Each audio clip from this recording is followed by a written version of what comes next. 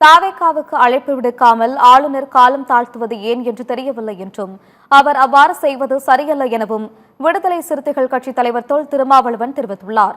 சென்னையில் திமுக தலைவர் மு.க.ஸ்டாலின் உடனான சந்திப்புக்கு பின்னர் செய்தியாளர்களிடம் பேசிய அவர், மு.க.ஸ்டாலின் உடனான சந்திப்பு மரியாதை நிமித்தமானது சந்திப்பு என்றும் தேர்தல் முடிவுகள் சிறுபான்மையினரின் வாக்குகள் குறித்து பேசியதாகவும் தனிப்பட்ட முறையில் எதுவும் பேசவில்லை என்றும் கூறினார்.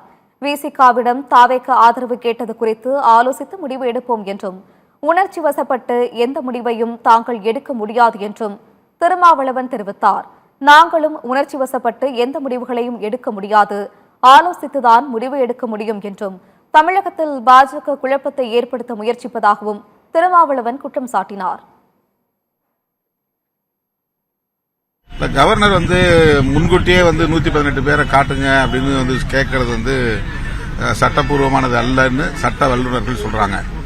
அவர் ஏன் அந்த மாதிரி கேட்கிறாருங்கிறது புரியல. இப்போ பாஜக இங்க தமிழ்நாட்டு அரசியல்ல குழப்பத்தை விளைவிக்கிறது அப்படிங்கறது எங்களுடைய கருத்து.